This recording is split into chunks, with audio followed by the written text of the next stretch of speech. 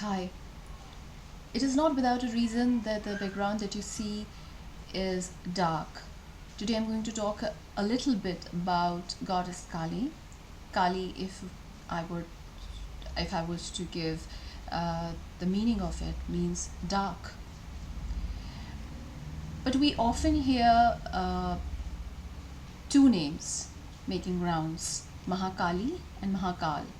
So one is obviously the feminine energy. The other one is the masculine energy. The Mahakal is the masculine energy, and Mahakali is the feminine energy. Although they both mean the same, dark, then what's the difference? The masculine energy is the dark matter. The feminine energy, that is Shakti, is the dark energy. How would you ever differentiate between any feminine energy and a masculine energy? The thing that differentiates feminine energy from the masculine one is the cyclical nature of it. Anything that happens in a cycle, one that has a beginning, an end, and then a beginning, and then an end, something which is happening over and over again, following the same pattern, is feminine energy. And therefore the seasons and let's say the soul going through transformation, all these things can be clubbed into the category of feminine energy. There are several connotations that you'll find of feminine energy. I looked up and I found, if I were to compare it with yin and yang, it doesn't quite fit, because yin means negative and yang means positive. Whereas if you adhere to the word feminine, it you would find that it is described as something which is a receiver, whereas masculine energy is the giver. So the one definition that resonates with me the most, because more than often I feel they're more in common with the masculine energy and feminine energy than anything dissimilar. The one thing that stands out as a difference is what I just spoke about, the cyclical nature. Alright, now coming to the very title of this video, is meditation really any good? If you fall into the same category as mine, who wonders whether meditation is all for calming your mind for some time, giving your mind some peaceful moments, is that all about it, or does it really have anything good? I don't know whether you'll find any information that I'm going to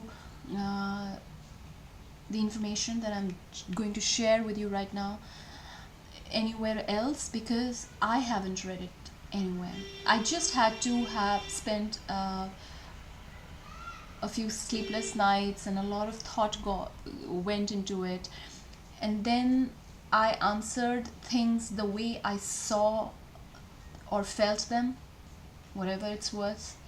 So you may or you may not find the information that I'm giving you. I do not know its validity, but I feel of conviction that this is how things must be functioning. If you've sampled my previous videos, which are prominently either on economy or on spiritual matters, especially quantum physics, because these are the two subjects that interest me the most. Economics is something that I've had my formal education in, whereas quantum physics is my guilty pleasure. So I have already discussed in one of my previous videos that how chakras in our body act as transducers that would translate the information that we absorb in form of waves into something that we can discern. Because transducers is a device which would convert electromagnetic waves into either sound energy or light energy, and however our brain then interprets the information. So whatever happened to us, whatever is happening to us, whatever will happening to whatever will be happening to us. Is the information is all around us. And there are people, there are energies that can absorb the things, the events that have taken place. They have figured it out. So here I take help of a small little sketching that I did for you guys to explain to you what I mean. So here we are. So this is Earth as well as we. You know that Earth has gravitational pull. Anything that has mass will have gravitational pull. We have mass, we have gravity too. We can exert a certain gravity on other people or on other objects. But the reason why we are all stuck to Earth due to gravitational force is because the Earth's mass is much greater and hence its gravitational pull.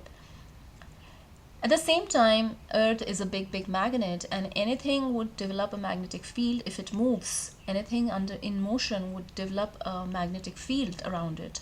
So Earth obviously moves around Sun in its revolution around the Sun for 365 days, as well as it rotates on its axis. So there is good amount of magnetic field, excuse me. At the same time, we have cells that are constantly under motion. It's moving. That's why we have a magnetic field, and that's why all the building blocks of our body are stuck together because of a certain magnetic property it has. We just don't wither away because something is holding us together.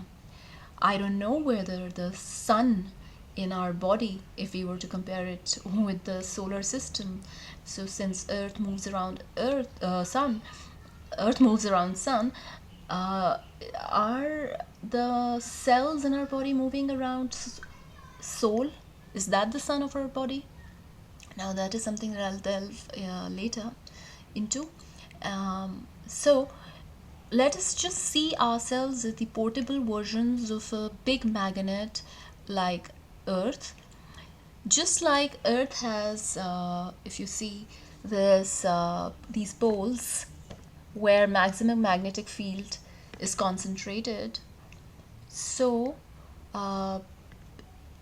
if we energize our chakras, we become perfect magnets like Earth. Earth receives information, rays, waves, energy bundles from all over the universe, and the maximized, energized portion are the poles. So, following the root chakra, which is down below, to the the uppermost chakra, the crown chakra. If they all are in alignment, they're all energized, we allow this energy that we receive, that we absorb, let it flow in our body. We interpret it the way our brain and all cells are designed to interpret it. And then we also relay information which would be decoded by other forces. So I guess this whole universe was, whether it's Earth or we humans, we were designed to be in perfect knowledge of things that happen to us, is happening to us, and will happen to us, and things that happen all around us. It's just that we haven't quite cracked the code. We haven't quite learned how to decode this information. And with meditation, we can actually become more.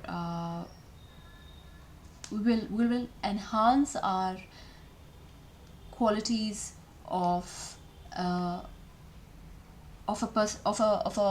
entity that can figure things out.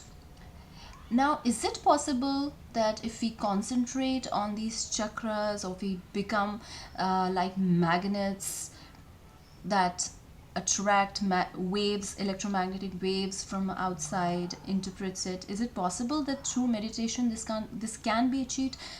According to me, yes. The answer is yes, because if you've heard about Uri Geller, he could just through meditation and focus twist and turn objects around him. So surely we can pull, with a sheer force of our intention, pull that information from our surroundings, and then also relay information. We can interpret them once our body gets accustomed to it. The obviously the